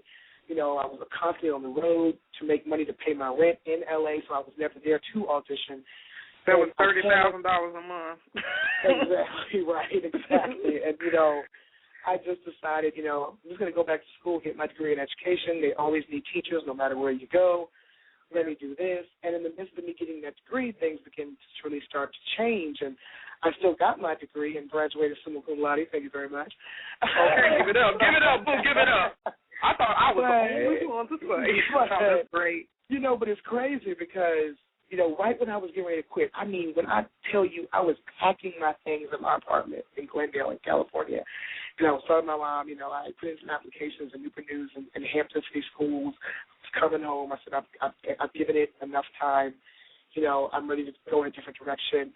That is when I met my current agent who got me in the room to Tyler Perry to audition for For Better or Worse. Wonderful. And it's like my whole life has changed since that show. I mean, it's still elements of it that are new to me, and I'm learning it, and a lot of right. Still have a long way to go. I haven't made it. No, and I'll never have that mentality because that's when you get cocky and you get arrogant. When you think you've made it. Yeah. So I'll never think I made it. I know that because I'm too hard on myself to begin with. But I just thank God that I remember the day that I was sitting in my living room in my little studio. It was like one-bedroom apartment in Glendale, and I was packing my stuff, and I just sat there, and I threw my hands up, and I said, you know what, God, if you're going to do something, you better do it now because I'm leaving. And I thought to myself, if I'm being this cocky, but I remember my grandmother, Nellie, she and I were very close, and she used to always say, and I thought it was the craziest statement in the world, she said, sometimes you got to call God out. Okay, challenge. And I used to like, what does that mean? Like, call God out, like scream on God? And she's like, no, you got to call him out. You say you're going to take care of me. You say you're going to give me what I need. You're going to bless me, right? Well, do it. And I used to always think she was crazy for that. And I remember the day I did that, and literally like 2 weeks later, I met my agent at a comedy show. A month later, I was in Atlanta auditioning for Tyler Perry. It was like everything just changed. And I said, wow, I took my hands off of it. And I realized that's why everything began to change. I took my hands off of it, and I let God handle it. Okay, that was around the time that we met. I remember. And I remember we were at Uptown, and you just said to me graciously, you said, you know what, son, you like drop your audition tape off. You know what I'm saying? Go ahead and just do it. And to hear you and to see you, from that point to this point, I'm just in total awe. And, I thank God for you to be able to see, someone just continue to keep excelling. You know what I mean? So God's been good to this little girl. And even though I got, a couple of blows, because, I didn't expect my marriage to fall apart. I love to be married, but you know what? In the midst of that bull, SHRT, I got the hugest blessing of my life. I have a beautiful, wonderful, healthy, happy little boy that loves his mama. And you know what? That's why I can't regret it. I'll never be bitter, and I'm just keep it moving. Exactly. Gotta have the gratitude in it. I love it. Yeah. I love it. In the middle of that crap, I got the biggest blessing. And that's awesome. And you're right. I have a friend of mine that's dealing with that same thing, and sometimes we have to have that little check, and I have to tell her, I said, but you know what, you got 2 beautiful children out of this union, so there's a purpose and a reason, and when we can find the gratitude in a lifetime, honey. Right. When we can find the gratitude in it. I had to kind of give myself this check like about 2 to 3 weeks ago myself. And I was like, why is it that I'll have a day where I'm feeling so good and feeling so great, and then the next day I'm around here thinking that somebody done jumped me. And it's like I wasn't realizing I'm not finding gratitude even in the midst of the challenge. You know? Sometimes we allow the situation of what's happening to overshadow where you can still find gratitude. So I trust and believe. I'm not putting it out there, but Kiki, you know the situation, and trust and believe, honey. I could easily be bitter, angry, and want to kill everybody on this planet for what I'm doing. Right. But you know what? I refuse, because I look at my little boy every day and I realize, you know what? In the midst of mess came the biggest blessing I've ever known. I know that's right, sweetheart. And and that's awesome. And I'm grateful that you guys are sharing this with us, with the audience and everything. So, Kiki, before you go, I'm gonna just interject real quick for my sponsors. Real quick, want to recognize them. You guys are listening into the Loudmouth Radio Network in the studio with Sonny. I'm just so grateful tonight for everyone listening and tuning in. If you've been following us, follow us at Loudmouth with 2 Ds. You can feel free to chat online with us. We got our open chat line going on right now. So if you want to say something, even if you don't want to talk, but you physically want to post something, go ahead and drop it in. I'll make sure we recognize it online. And this broadcast is being sponsored by Digimo Printing of 5365 North Henry Boulevard in Stockbridge, Georgia. And they're offering our listeners an opportunity to get some great premier design and print where you can get 1,000 flyers for $80 and get 10 free 11 by 17 posters. Design fee is extra, and you also can get 250 business cards for $25. And if you need design work, that would be extra. You can contact them at 770-506-2996. And they're also online at Digimo Printing. And these guys are awesome. They designed my different show theme flyers. These guys have also done graphics for the BET show Game. So they're awesome. They do very good work. And we also want to recognize our other sponsor, Fletcher & Sons, on 7363 Terra Boulevard in Jonesboro. They're offering our listeners a complete AC system check for your vehicle. It's getting hot. It's humid. You don't want to be around ticking and blowing like a little engine that could. $75. They will fully charge your system, check it for leaks, make sure you ain't tweaking all the way down the street.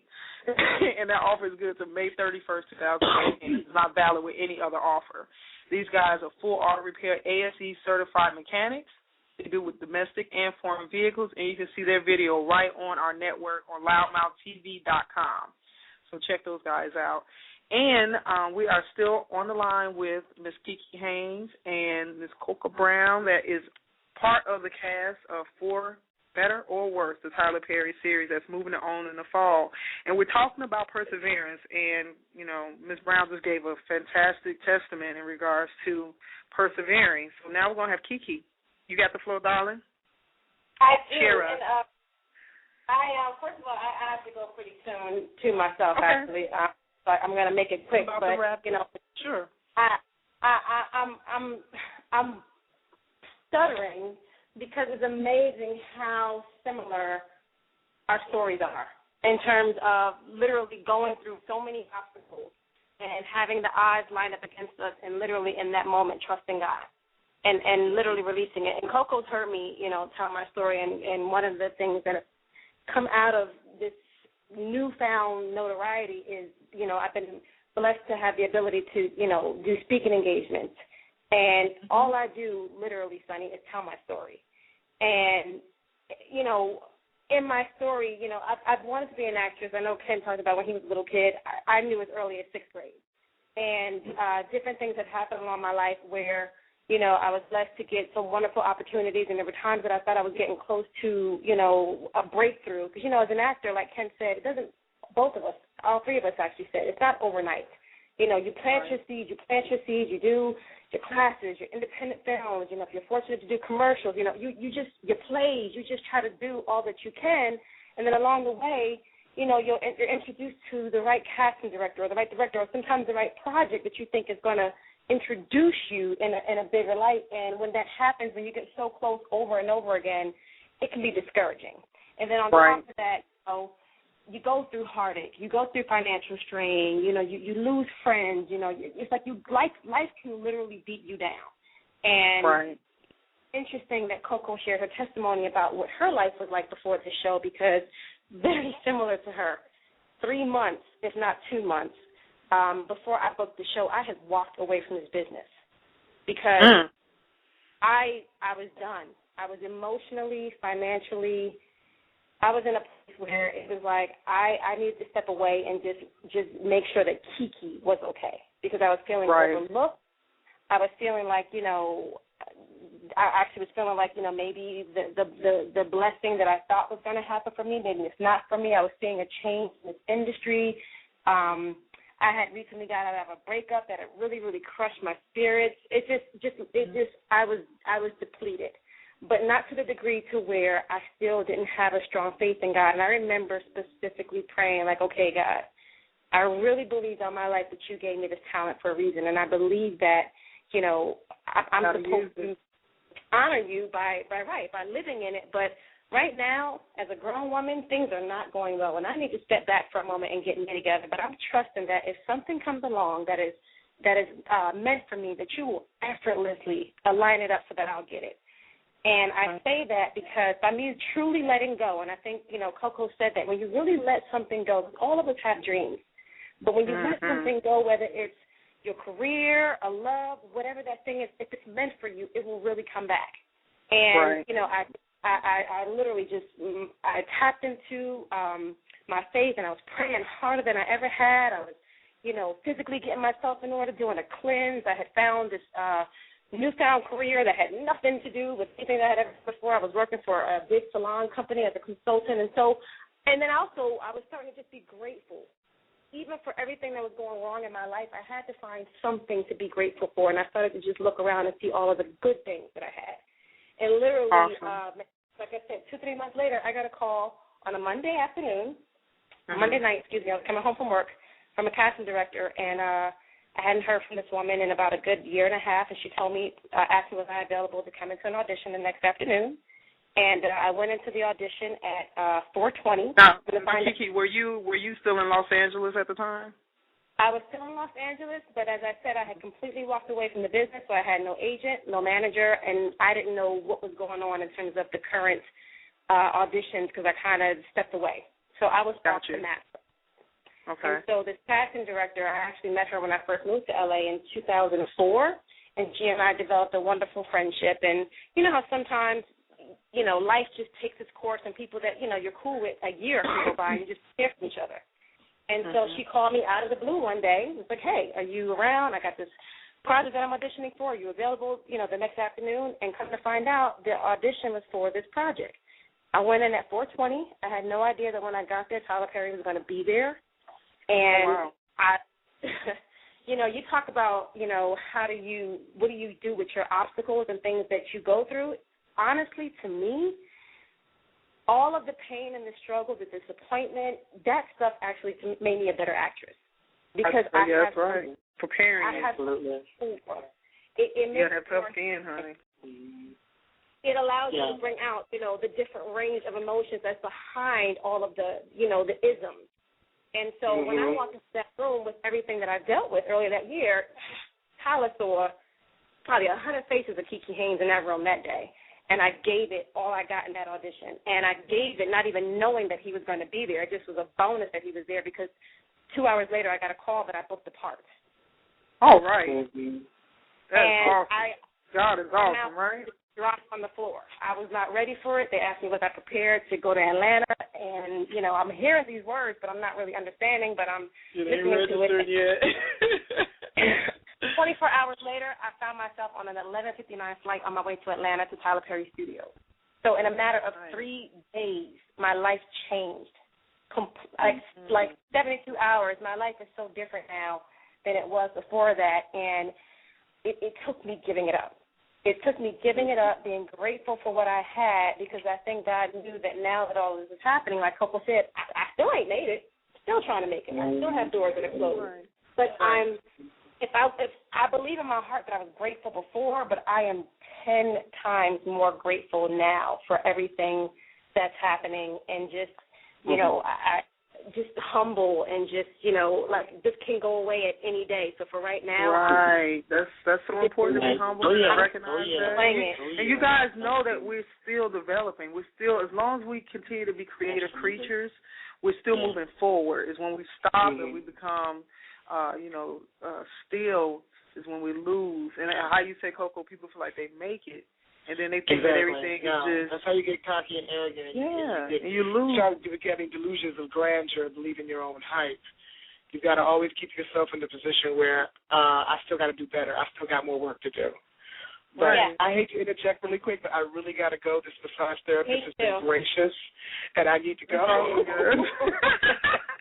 God, thank you so much. I know thank you so much, Sonny girl. Love you to death. Thank you so much for having me on the show. Kiki, I will see you tomorrow, I think. And, okay.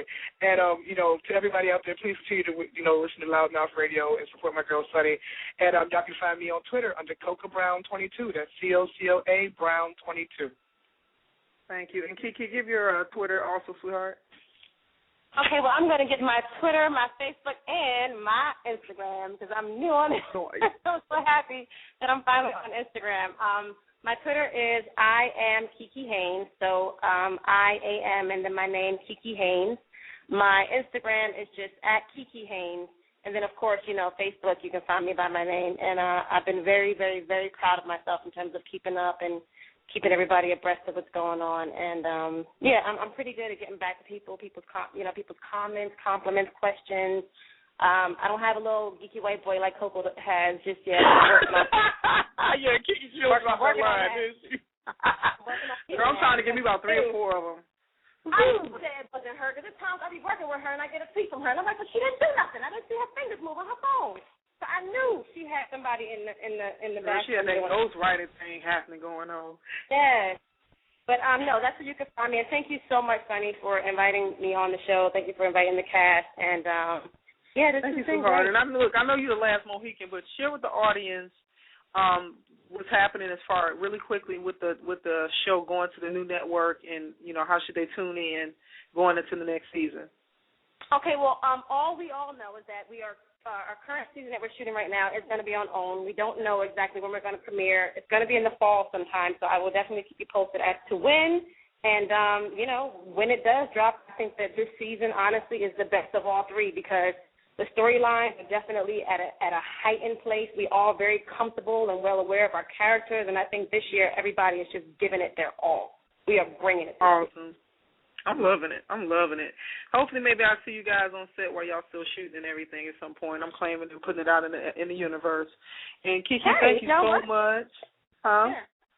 I said, we can definitely set that up. Okay, that's awesome. I love you guys and Kiki, and I didn't tell the audience this, but I met Kiki.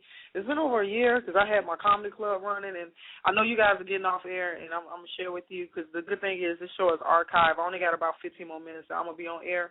So tomorrow when you guys have some time or whenever, check back in because I'm going to talk about y'all while y'all not on air, but it's going to be good stuff. Okay. But I just want to tell you thank you so much, guys. These 3 individuals are awesome, and thank you so much, Kiki. I'm not going to hold you no more. We'll talk over the weekend, but just have a safe Memorial Day, okay? Thank you too, Sonny. God bless you. Thank you so much. God bless you, sweetheart. Bye-bye. Okay. Bye-bye. Guys, this has been a awesome show. If you've been listening and tuning in, we went on air at 8 o'clock this evening. And just so you know, this show is archivable 24/7 on demand on loudmouthradio.com. And I want to share a little bit with you about these guys and just some of the other things because, everybody's, kind of scattered and moving around and doing their thing. But the show, for better or worse, is one of Tyler Perry's shows. He's also going to have 2 new shows that's coming out on OWN. And I'm just so proud of what's going on. My background, just to kind of share with you guys, I actually attended an art college myself, got my undergrad degree in video and film. I started my master's while I was at SCAD. And started in media and performing arts with the emphasis in performance. And in the midst of all of that, I also played basketball. So I played professional basketball, which at the time I was playing for my college. And I'm going to share this little tidbit and talk about some perseverance of my own. at the time I was at SCAD, Bernie Casey, who's a profound actor. He's also a professional athlete, played football. He's a painter. He was our board of trustees at SCAD when I was attending the school. As an artist, he was a contributing factor for a lot of things going on at SCAD. And at the time when I was actually a student at SCAD, I remember just how, these guys were just telling you just how, Spirit, God has a path for you, and sometimes we forget or we don't remember what our desires of our hearts are. And I was reading something the other day that made a reflection that, if you're trying to figure out where you want to be, what it is that you want to do in life, and you just stumped, you don't really know how to get there, what they suggested that you do is to reflect as a child. What is it as a child that you used to do all the time? And if you can't reflect on yourself, ask friends or family who knew you as a child. What is it that you did constantly? And for me, I was cutting the food from, remember, I was doing the one-man shows, or I was holding the room's attention in any capacity in which I could. So at one point, when I was at SCAD, I remember Ren Brown, who's an actor, and Bernie. Ren actually invited me to dinner. I have a close relationship with the presidents of the college, and they invited me to this dinner.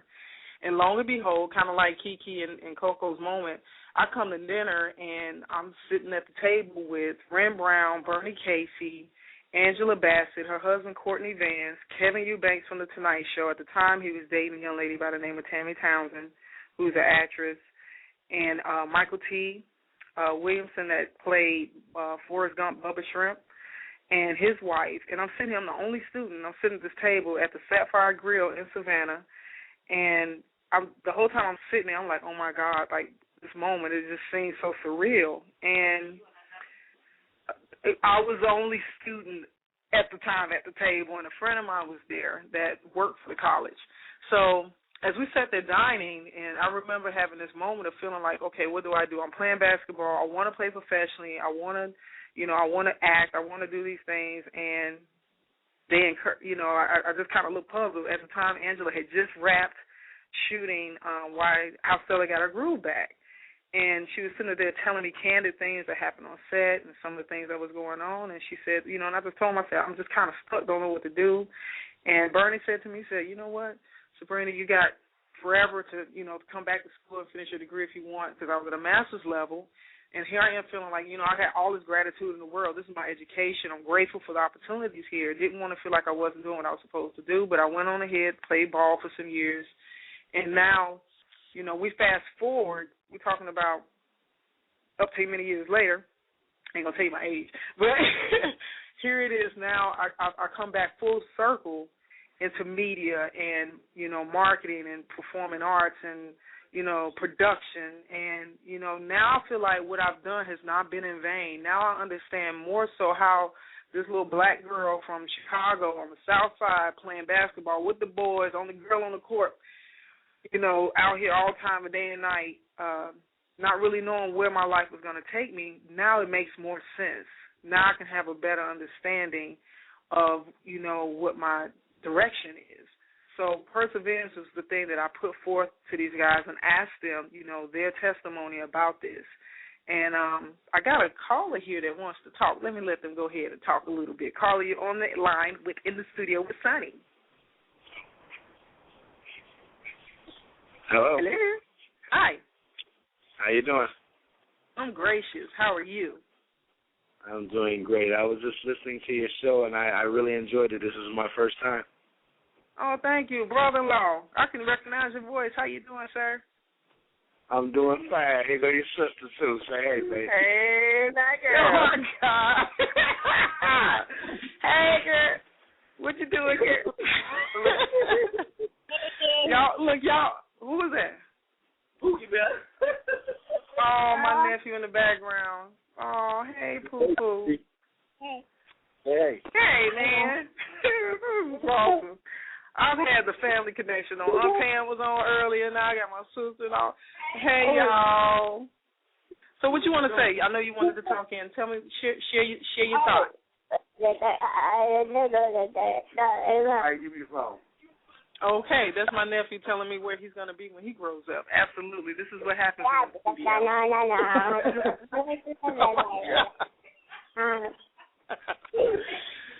So, with that take, so does that mean he's going to get the next role? Maybe so.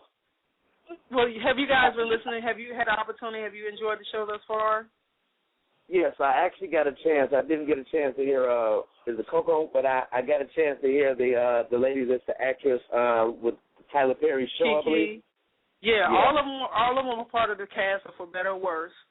And Kiki was who you heard last, Kiki Haynes. Okay. Yeah, she kind of inspired me. You know, as she says, you know, she went not knowing that Tyler Perry would be there.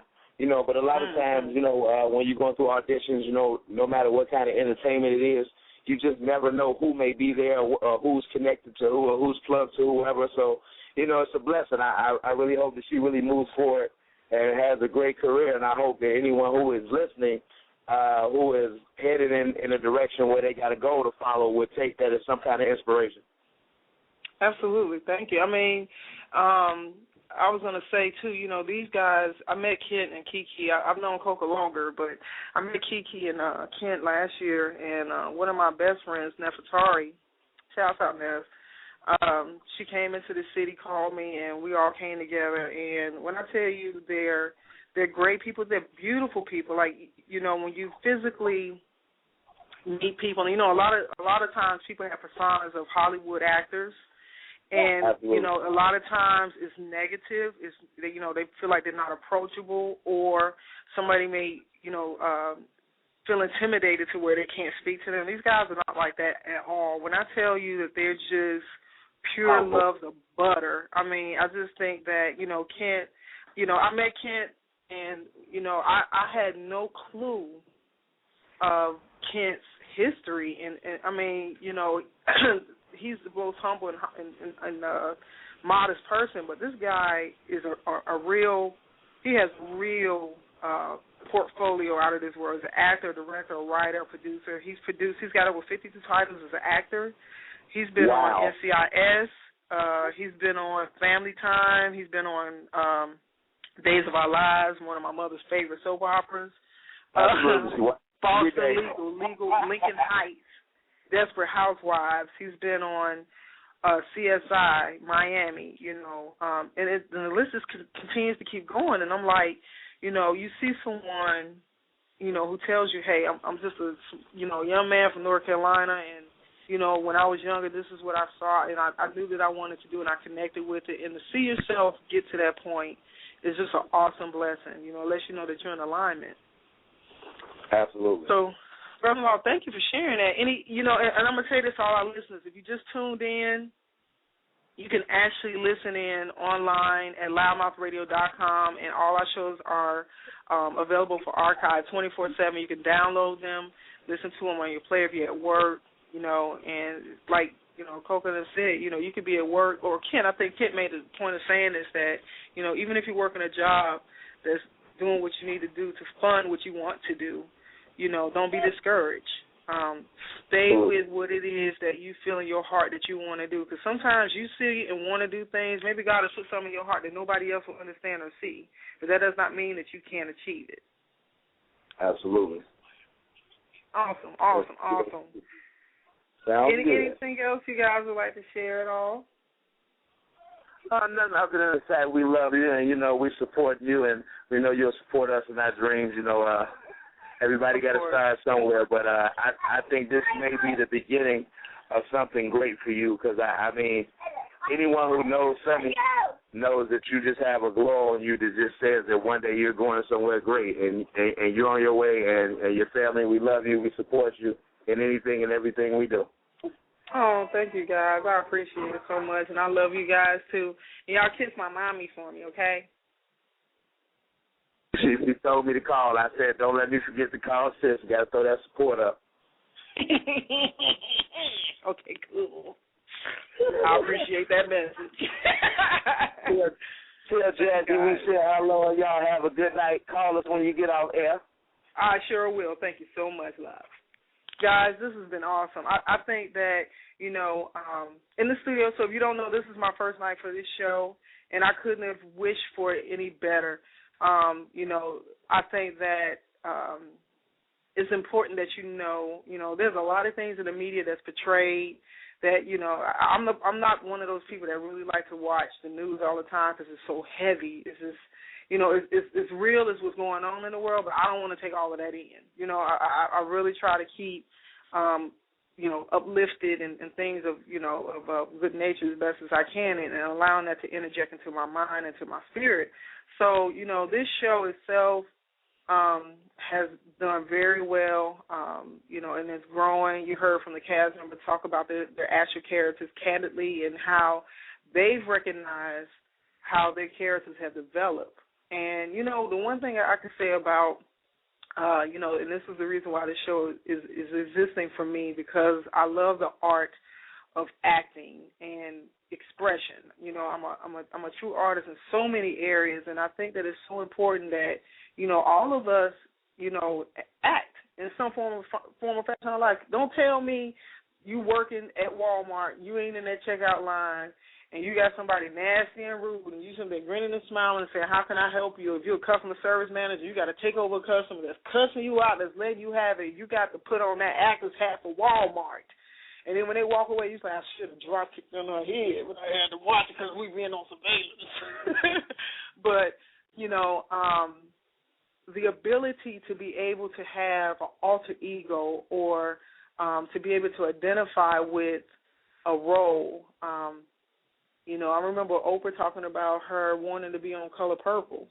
And, they show her, I had never seen her actually do the audition, but there was an audition video that Steven Spielberg recorded of her auditioning for that role. And she knew that she wanted to be a part of it. She didn't know how it was going to happen, but she knew she wanted that part.